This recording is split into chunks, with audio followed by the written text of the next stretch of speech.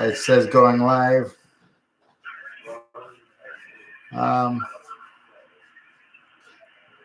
Okay, good evening, everyone. Tonight we have Sean Steele with us.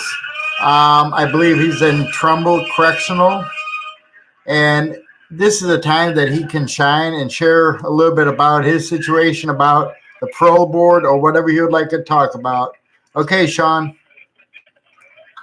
Thank you, Jim.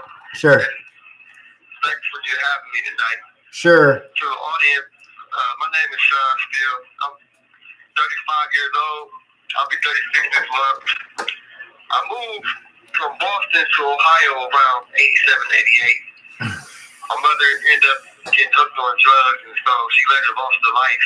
She was killed when I was around 5.5, 6 years old. So I grew up in the children's services and poverty and experienced all the hardships of that lifestyle.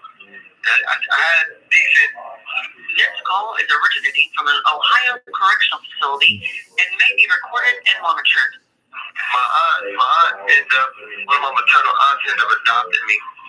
And so I grew up under her household. It was good times, it was bad times. But right when I turned around 15, I started going out into the streets and living life and trying to figure my life out. And I ended up getting incarcerated for murder.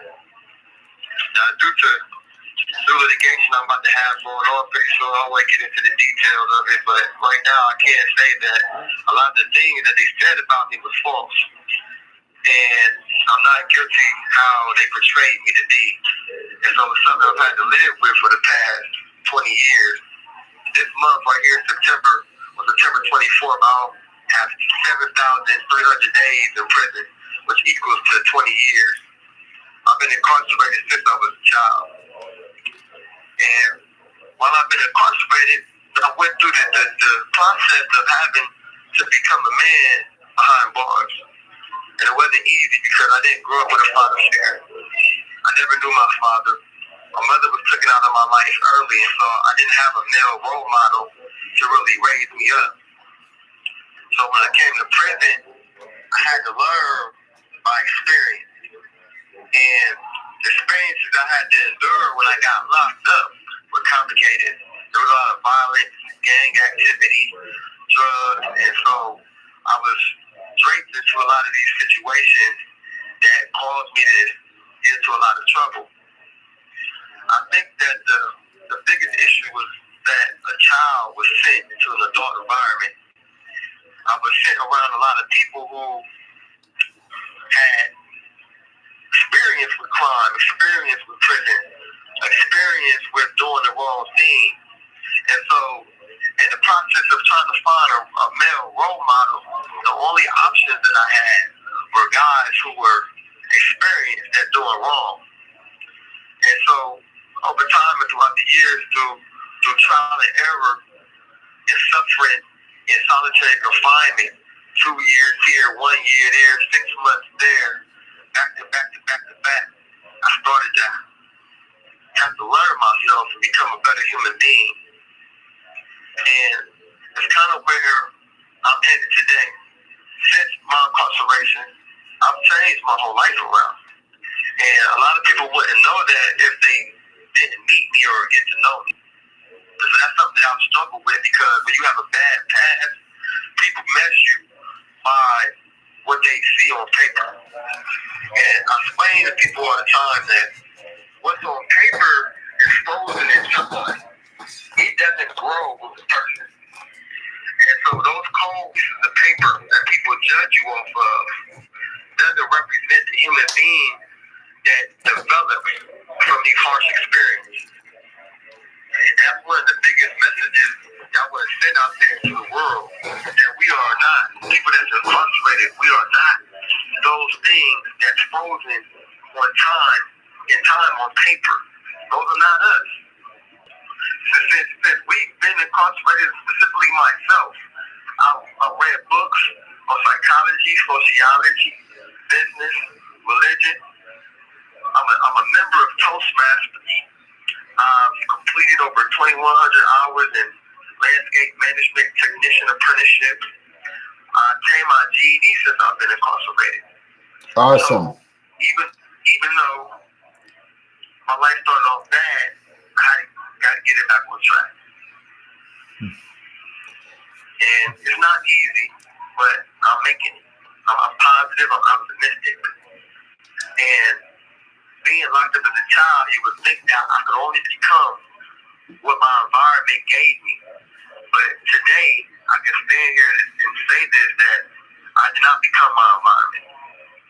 I didn't come to prison and stay in the mentality of I don't care.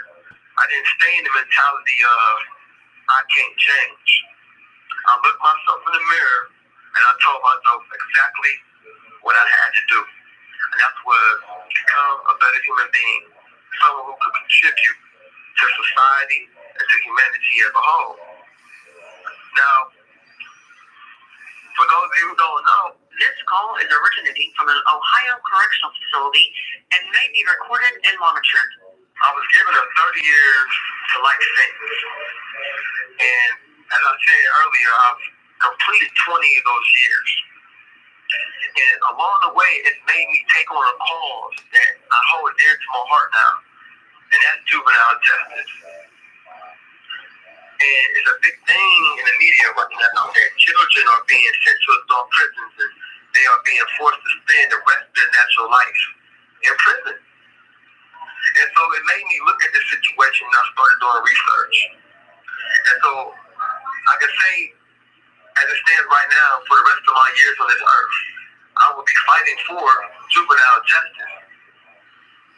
And the reason why I picked juvenile justice is because I have organic and natural experience in juvenile injustice and not being heard when I walk into the courtroom, being told not to speak, being represented by people who didn't have my best interest in mind. And it made me shine a light on my situation and on other people's situation that I met. And I said, well, I asked myself, how can I help? And as I started asking myself, how can I help? I started doing research. And inside my research, I discovered that the whole juvenile bind-over process is unconstitutional. And it's been proven in cases like Miller versus Alabama or Louisiana versus Montgomery, where a child's brain, what's called the frontal lobe, the prefrontal cortex of the brain, responsible for decision making, is responsible for thinking and reasoning. The child doesn't even have this part of their brain developed. And under the law, it's all about mind state, how culpable you are, how guilty you are. And they measure how guilty you are by what punishment you should have. And so I asked people in my writings, I said, how can a child that's less culpable, less guilty than an adult, continue to receive sentences like an adult receives, continue to do the rest of their life in prison like people who have had several chances? This is my first time ever being incarcerated. My first time ever being in trouble with the law. I have no peers, and there was never a violent bone in my body. But today I'm incarcerated for 30 years of life for murder, a crime that on its face was very heinous. And I live with deep remorse and deep apologies to the family and to those who were affected by the crime that they accused me of. But my point in saying all these things is that I was not an adult. I did not have the guidance. I did not have the mentality to understand life or my situation. I pretty much felt like I was on my own in society because my mom was murdered. And I never seen my father. And I had to live with aunts and cousins who, they were family, and I loved them, but it was never the same as being with mom or being with dad or being with my siblings. So I never experienced that. And so it made me feel like an outcast growing up.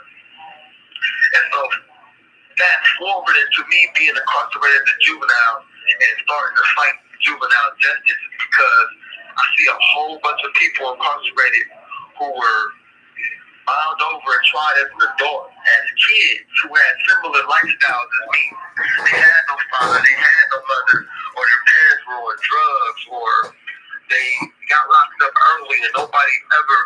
This call is originating from an Ohio correctional facility and may be recorded and monitored. Never really embraced them and sat them down and performed the role of a big brother to somebody who could lead them in the right direction. I didn't have that. And several people around me who were juveniles didn't have that as well. And so back to my earlier statement about why the juvenile justice, the bind over process is unconstitutional. It's because if anybody reads the Ohio Revised Code for the juvenile section, it specifically states that the juvenile court is supposed to provide the child with care, mental and physical development, and rehabilitation. And I sit here today and I say that the juvenile court never provided me with care or rehabilitation as it was supposed to and mandated by law. They never did it. They never gave me a chance to show my humanity or a correction for any wrongs that I may have made in my life. Instead, they took the seriousness of the crime and transferred me to an adult court. And the law provided for me then, as it still does now, that they were supposed to give me a chance at providing care and rehabilitation for me before they threw me away. And since they didn't do that, I've now been locked up for 20 years with an uncertain future. Because in 30 years, which is the next 10 years, I have to see the parole board. And the stories about the parole board are not good. I've been around people for 5, 10, 15 years, some of them with better histories and better conduct reports than mine, who are continued to do time, 5 years, 10 years, because they are told that they didn't have enough programs or because of the nature of their crimes. And there's a trend amongst us in here that says that the parole board technically intends to keep us for the rest of our life.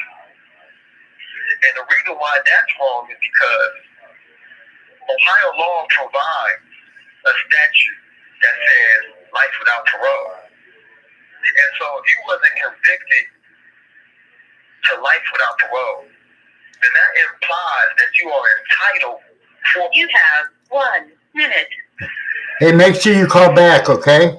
remaining. Can you call back? Okay. Yep, I'm going to call back. I'm going to call back 3 times.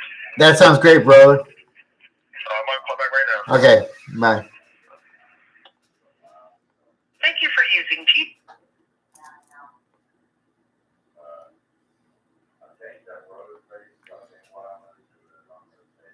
Your letter. If you could send it one more time, please. Thank you.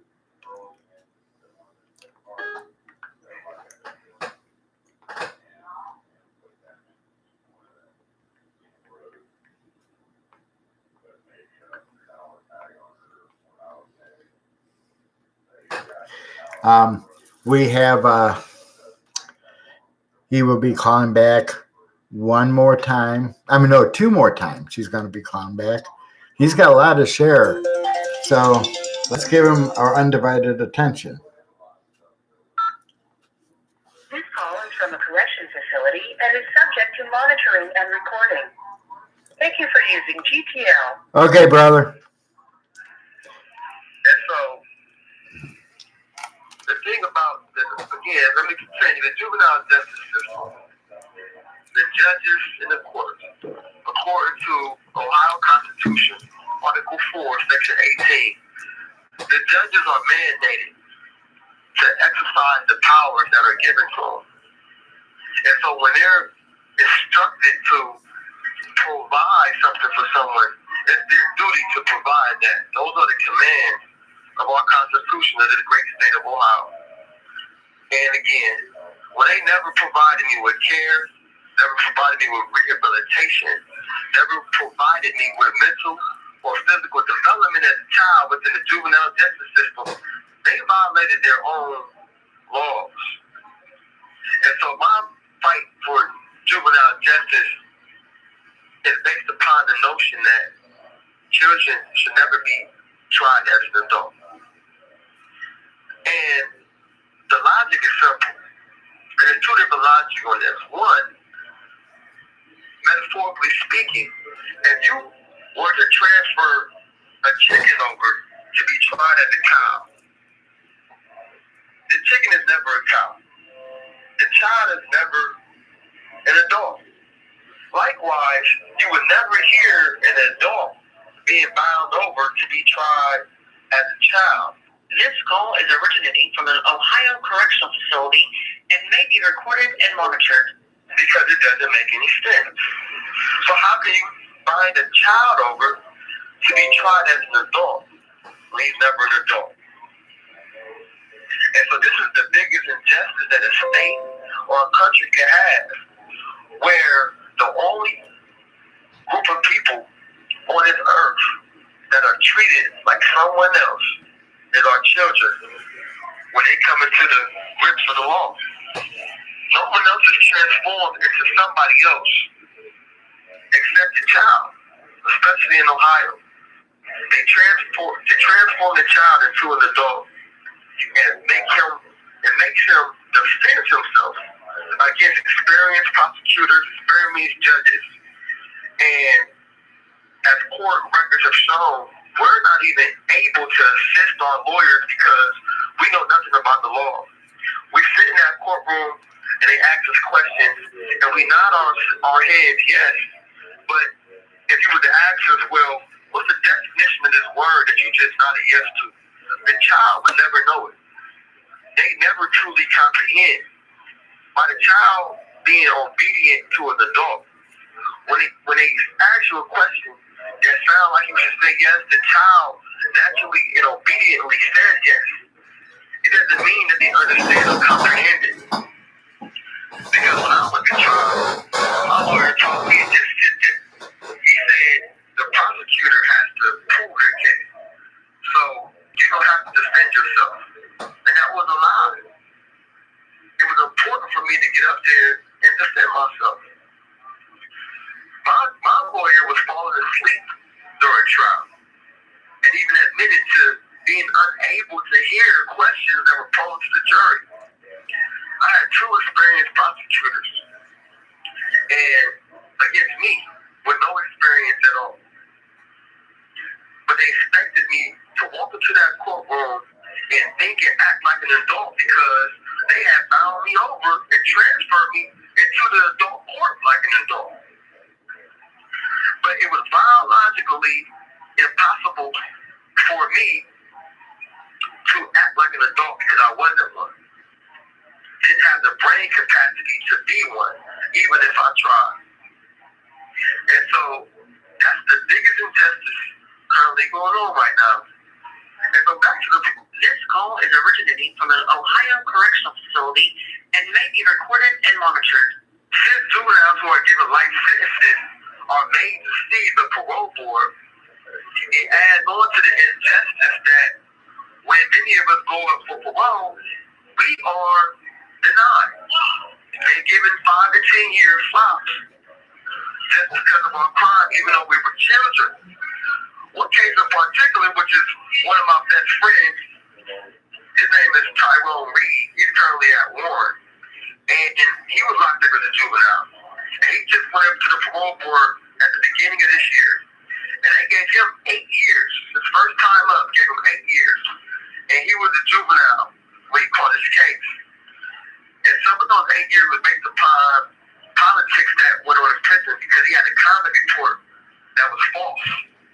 They wrote a false conduct report on me and him and several other inmates.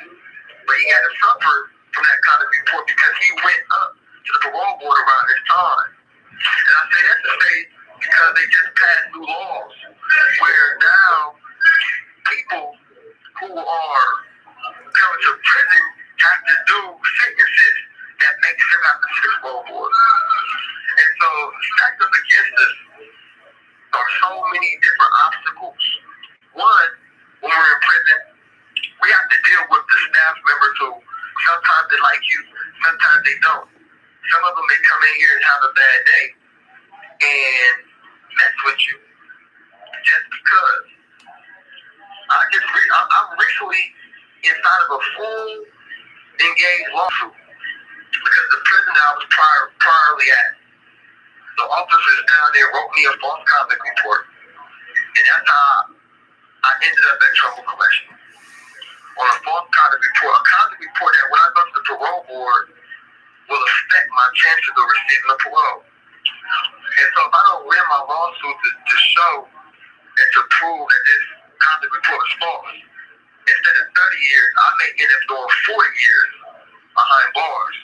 And in between that time, be subjected to any type of mishaps that come on along the way. And so the system doesn't really provide an outlet for the child, especially for juvenile lifers who have been in here for 20 plus years. And it's sad because any parent knows, any parent can relate to the idea that children just don't understand. Even when they act wrong, they just don't get it. No? And so I'm currently working on a book. Right now I write essays. I'm working on a book called My Incarcerated Nightmare, which will basically showcase the atrocities surrounding a child being sent into an adult prison. When I first got locked up, I was caught up in gang activity. I had to fight. I had to stab. I had to be subjected to things that I didn't want to be subjected to. But I had no choice because I'm fighting against adults and other children who are mimicking the bad behaviors of adults. And you get caught up in this gravitational pool of things. And if you don't defend yourself in prison, when you are confronted with a conflict, then you are perceived as weak. And so it forces you to bring out the ugliest parts of you and defend yourself just so you don't become overwhelmed by other people. And so I keep emphasizing this because it's so important to take a child and throw them in that type of environment where people are being forced into gangs, sexual activities, violence, drugs, so forth and so on before this child has even had a chance in their life. It's disturbing. Now, fortunately for me, I never got dragged into any of the homosexual activities or the drugs or anything like that. Those were things that I surrounded myself by. I was caught up more so in the gang life and the violence because in prison it was always about numbers. And I was in a This call is originating from an Ohio correctional facility and may be recorded and monitored. If you didn't have the numbers, you were basically became prey to predators. And it made you fight. Now, a lot of my situations that I got in trouble with, a lot of the situations I got in trouble with were because of other people. I always came to the rescue to help other people. Whether it was a fight, whether it was a stabbing, whether it was an assault, whatever the case may be. These were things that I wanted to get into. These were things that I had to save my own life as well as the life of others when we were challenged or attacked by people who didn't care about being good, who didn't care about going home. And so prison creates that environment where you're matched against people who some of them don't care about life. But everybody in here is not like that. And I'm surely one of those persons who isn't like that. I fight for the rights of other people. I stand up for myself and for others. And I do everything in my power to be respectful to staff and other incarcerated citizens, prisoners, human beings who may be looking for a better way of life. For example, I currently run my own program now. I'm a program aide, and I have a program called Write It Down. It's a creative writing program. And I designed it because I noticed while I was doing time that a lot of people didn't know how to express themselves. They didn't know how to let out their hurt, let out their pain, so it wouldn't stay bottled up. And so I told myself, I said, well, what if I told people how to write effectively? So they can write their poems, they can write their music, they can write their books, and make themselves better human beings by getting a lot of that stuff out of their system. Because I can say this right now, and something, Jim, that you told me yesterday when we spoke, that we have to rehabilitate ourselves. This call is originating from an Ohio correctional facility and may be recorded and monitored. The system is not designed for rehabilitation. It's designed for punishment. And their goal is to punish. But the reason why punishment is bad policy is because, as the statistics show, 95% of people get back out into society. You don't want better people getting back out. You don't want mad people getting back out. You want people who know how to appreciate life, appreciate other human beings, appreciate the goals, the efforts of working hard and doing the right thing. So punishment is not the answer. Yes, prison itself is punishment. But while we're in here, further punishment only perpetuates further anger, further pain. A lot of brothers in here, including myself, we need healing. We need love. We don't want to always be looked at as the bad guy, as the enemy. Because a lot of us, but speaking more so for myself, we're not those persons. I'm not a bad human being. I love women, I love children, I love good people. I would never hurt these type of people. So I want to get out and start a family of my own. I want to raise my kids. I want to be faithful to my wife. I want to have good friends and be a good male role model to other people. But again, if you look at me on paper, a time that's frozen, you would think that I was an enemy to life itself. Well, that would be the farthest thing from the truth. And so people would just tap in sometimes, ask questions without accusations, and really get to know some of us. And I'm not speaking for everybody. You'll always have those people who have yet to grow and mature as human beings. But on the flip side, there are... You have 1 minute remaining. But on the flip side, there are a lot of us who are doing the right thing and are helping other people do the right thing. That's true, brother. Call back. Okay, call back. We'll be waiting.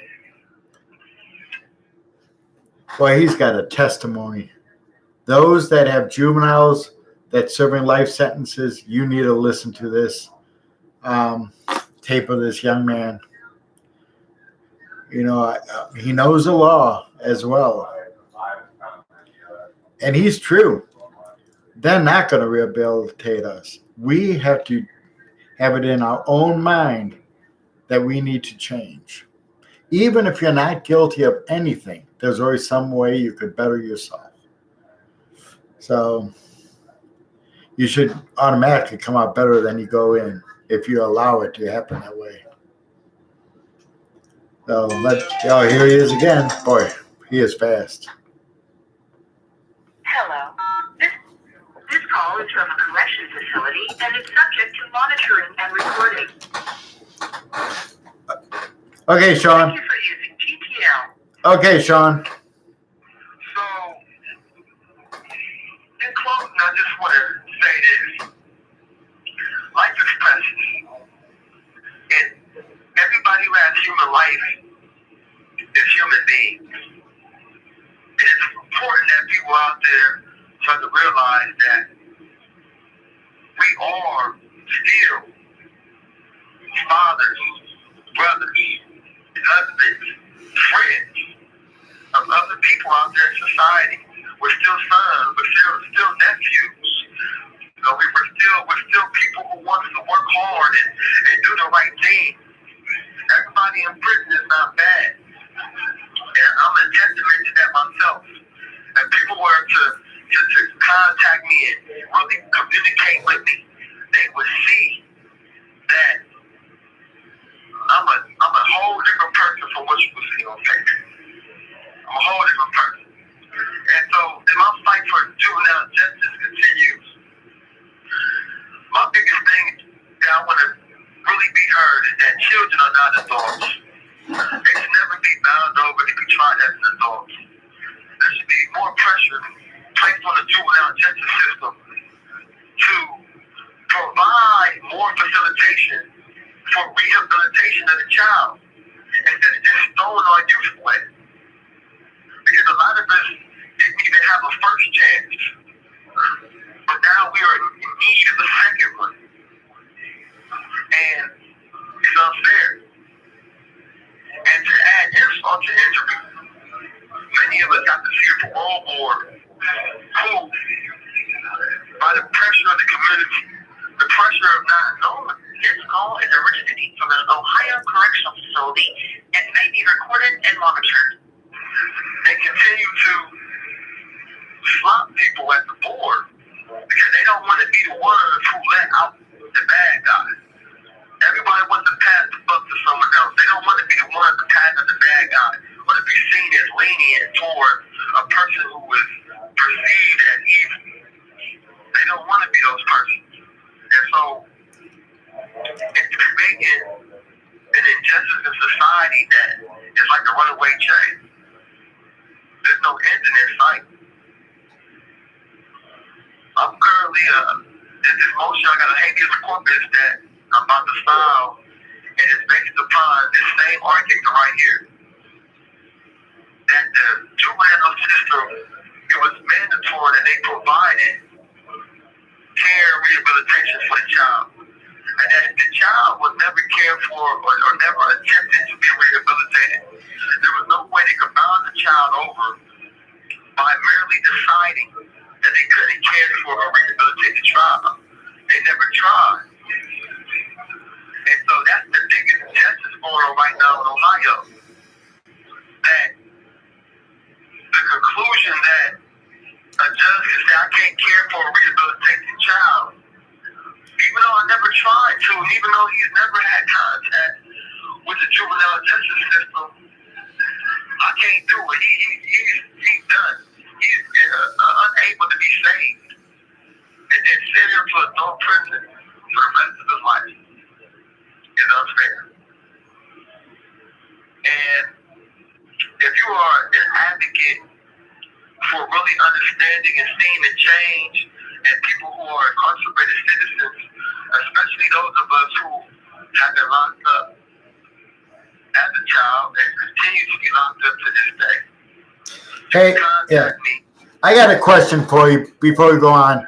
What advice would you give to a grandmother of a young man that's doing life without the possibility of parole? Okay, let's start over. What advice would you give to a grandmother that has a grandson doing life without a parole and he was a juvenile? The biggest piece of advice I would give to a grandmother whose grandson is in prison for the rest of their life on paper is to make sure that he protects his sanity, he takes care of his health, first and foremost. And the second thing I would say is to never give up on yourself. And I say those two things for a reason. One, when you come to prison, the first thing that is challenged is your sanity. You have to keep a strong mind. And I would encourage him to maintain a strong mind through education. Read books on improving yourself, self-help books. There's one book in particular that I would recommend that she send her grandson. It's a book called As the Man Thinketh.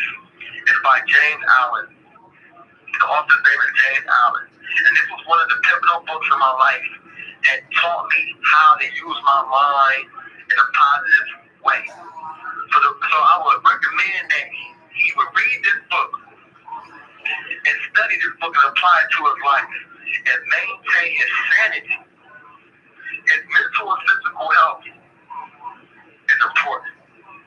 And the second part of that is never giving up. And the reason why I say that is this, because there's a trend right now going on in America and all throughout our country right now about juveniles being bound over. We've seen the movement, we've seen people protesting about this, and we've seen the bills gaining traction in different states because of the United States Supreme Court rulings. So don't give up. And what I mean by giving up is don't be in prison doing prison stuff. Even though you're in prison, fight for your freedom, study the law, research things that can lead to your case being overturned or to you being given less time. That's the two biggest things, because people inside prison, again, you get challenged by staff, you get challenged by inmates. I've done time in Ohio State Penitentiary. I've done time in Lucasville, and I've been to several different level 3 prisons throughout my 20 years. And I've been around people who have lost their minds. They throw feces, they throw urine, they've been in their home for years upon years. And I was around a lot of these guys. And some of them, this call is originating from an Ohio Sad, isn't it, folks? and may be recorded and monitored. Appeared that you couldn't help it. But I never let the crazy things that I saw or I've experienced in prison become me. And that's the one thing you can't do. Don't let anything in prison become you. Be you and educate yourself and become a strong-minded individual. That's how you protect yourself and save yourself from prison. Because, again, you'll be challenged. People will try to fight you. They'll gossip about you. They'll make rumors about you. And they'll try to get you in tight situations and force you to fight your way up out of it.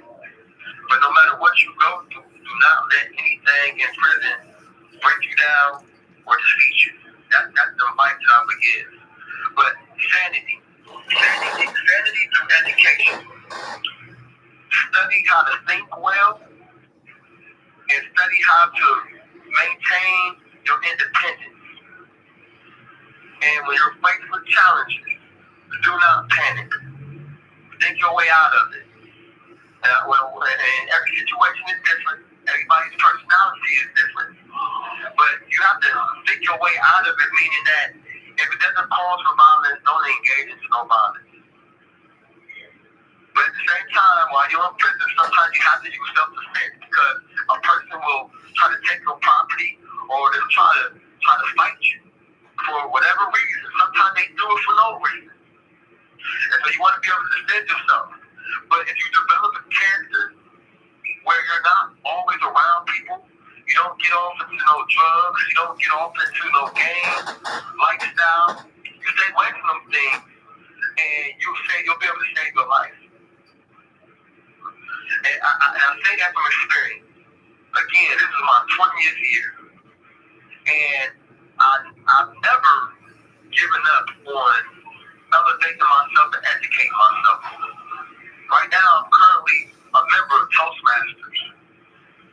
And down here in Trumbull, we have a recognized Toastmaster club. It's called the Changing Mind Toastmaster Group.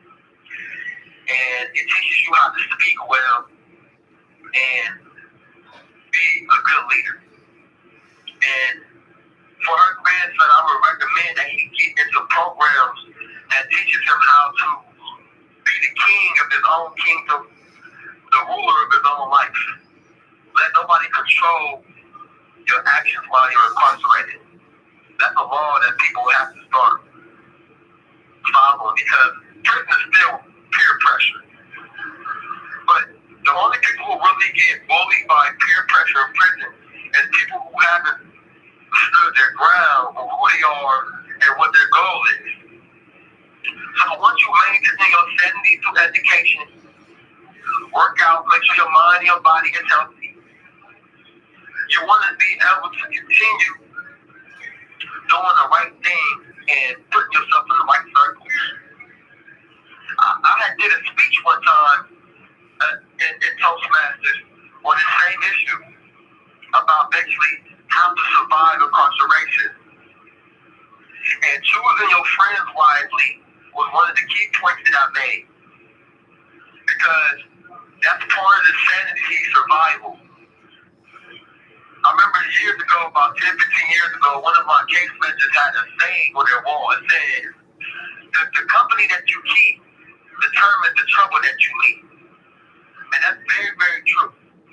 When I came to prison, I associated with gang members and people who were doing the wrong things. So I constantly found myself in trouble. But this call is originating from an Ohio correctional facility and may be recorded and monitored. As I got older and I started realizing that I needed to be more in control of my life, my decisions, I started choosing my friends.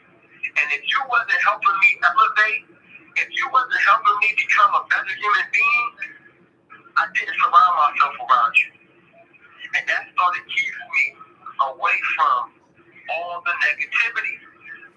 But you have to, anytime you let go of something, any type of habit or circle, you have to replace it with something. And so the good thing is that you got the choice to replace bad habits with good habits, bad friends with good friends. Sometimes it's just as simple as walking up to a guy you see doing the right thing and say, hi, how you doing? My name is Sean. I'm trying to improve myself. Could you be of any help to me? And there are many people in here without any hidden motives that will sit down and really help others. I'm one person in particular. I'll sit down without any motive, without any desire for personal gain, and help a person mentally, physically, emotionally, make it through their situation. Physically, in the sense of, I run a workout program where you want to take care of your health from prison, because I can assure you that if you get sick in here or something of that nature, prison doesn't have the best medical services. And so you want to do your best to eat right. I've been a vegetarian going on 15 years now. No chicken, no beef, no pork, no turkey, no fish. I eat nothing but beans and peanuts and vegetables and fruit. And as well as the lifestyle change, I wanted to help your body. But it was also based upon the urgency of making sure I took care of myself while I was in prison, because I know no one else would. And so these are some of the things that a person really wants to consider. But start with sanity. Sanity is so important in prison. I've watched guys lose their minds. I've had friends who have committed suicide. You have 1 minute remaining. I've had friends who have committed suicide. I've had friends go home and be killed in the streets. I've had friends who've come back to prison. Hey, Sean. Yeah, Sean, why don't you also give your contact information if somebody wants to contact you? I can hear you. Why don't you give your contact information in case somebody wants to contact you? Okay, I'm going to call you back. Okay. He's going to call back. But he is powerful. I mean, I only expected him to call 3 times, but he's got a story. And I really encourage you to listen to this and share this video on YouTube and all the videos on YouTube. His name is Sean Steele, Shean Steele, Steele. He's going to call back. So, and we're, I'm having a real good time with him. He's educating myself. We had a short chance to talk yesterday a little bit. I think it was yesterday when I approved his number. And here he is again. Hello. This is a prepaid debit call from Sean. This call is from a corrections facility and is subject to monitoring and recording. Thank you for using GTL. Yeah, so if there's anyone who would like to contact me, my information is Sean Steele, spelled SEANSTEELE. My inmate number is 392-298. I'm at the Trumbull Correctional Institution, P.O. Box 901, Leavittsburg, that's LEAVITTSBURG, Leavittsburg, Ohio, 44430. Or you can contact me through jpay.com by using my name and my inmate number. Again, Sean Steele. My inmate number is 392-298. And you can get on my email list and contact me through emails as well. Or you can write me at the physical address that I gave. This call is originating from an Ohio correctional facility and may be recorded and monitored. They can also contact us, and we'll put you guys into contact with them. Sure, well, I said they could contact us too, and we could also put them in contact with you. right. So, Yes. but how do you feel about our bill that we're trying to get introduced? How important is that bill to you guys? Well, the bill that's currently being pushed right now, are you referring to the Bill 100? No, the one that we had drafted that's in the House right now. The new one for the juvenile. Yes. Yeah, That bill it's is critical. yeah. But this one is the pro-reform bill, but it states in there that all juveniles will be brought up within 6 months after the passage of the bill. Right. Yes. That bill will save lives. And the reason why I say this is because there are many people who are bound over as juveniles who need a second chance. It's just that simple. And it goes back to the law again. We need to force the government to follow the law. The law clearly says that the juvenile courts are supposed to provide us with mental, physical development, care, and rehabilitation. When they bind us over, they abandon that. And so definitely we need a bill that can reverse some of the hardships that children are being forced to go through. We have to remember that a child is not an adult. We have to remember that even though children commit heinous crimes, and even though children may sometimes even deserve punishment just so they can understand that they were wrong, to send them to prison for the rest of their life and to never give them a second chance and having a meaningful life where they can get out there and show and prove that they was never the evil that they were portrayed to be, that they were never this bad person. They have to get out at a time when they still have life to live. And so a bill that states that we would be able to go up after 6 months that the bill's passed and hopefully let us out subsequent to the bill passing, that would be a blessing of children all throughout the state of Ohio. And This call is originating from an Ohio correctional facility and may be recorded and monitored. something that I hope the whole United States would do. Just because of the principles of the fact that a child's brain is not even fully developed. When you punish someone, you're supposed to punish people who are accountable, fully accountable for their actions. You can't punish a person who is proven that they have no control over the development of their brain. They have no control over the fact that their reasoning skills are undeveloped, that their ability to think ahead is impaired. You can't punish a person like that. So we need to fight. We need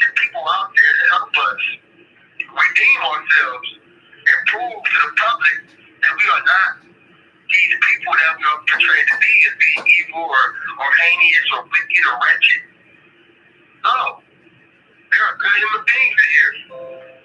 And again, I always send my deepest condolences, my heartfelt remorse to any person who has lost a family member to crime. I'm not saying that it shouldn't be seen and something done about it. I lost my mother to crime. My mother got hooked on drugs. My mother was killed because of her addiction by guys who she owed money to. So when I was 5.5, 6 years old, murder was already in my life. I grew up knowing that my mother was killed. And then I grew up and not get accused of murder myself. And the cycle is sad. It's sad to see. I'm not a person who just was without any type of experience with loss. Not only was my mother killed, my nephew was killed by the police in Columbus. Henry Green is my family member. And he was killed by an officer. And I remember that day like it was yesterday. I was watching the news. It was actually the year of the NBA Finals when the Cleveland Cavaliers won the championship. And I was watching the news, and I heard the newscaster say that Henry Green was killed by police. And it shocked me. I didn't believe it at first, so I had to catch the news again to see it. And it hurt it.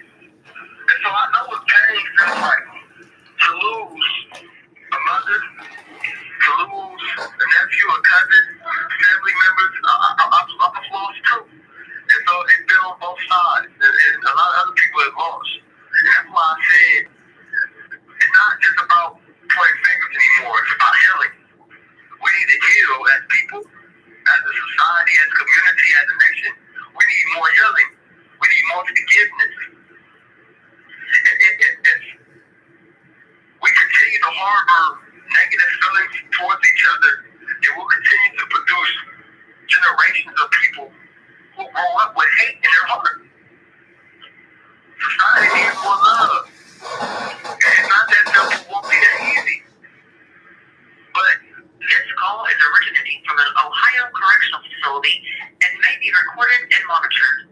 at some point, we have to get to a stage where we understand, okay, nothing that happens can be taken back. But how do we move forward without letting these things happen again? And for the prisoner, that's making sure that we are rehabilitated. That's making sure that the child is cared for. That's making sure that we are put in an environment where the desire to do wrong is no longer in anybody's heart. And for society, it matters because society shouldn't look at people with a harsh or angry eye, because now it makes people defensive. And when people get defensive, it creates a wedge between the communication, and people don't start the healing process.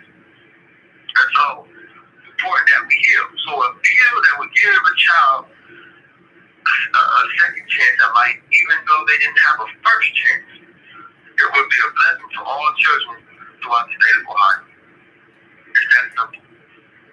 And I endorse that bill. I endorse the fight for juveniles having flat sentences. A sentence where they know their outdate is on the way. They deserve that because they have to prove that they wasn't the child that committed the heinous act, that they didn't grow up to be a continuously heinous person.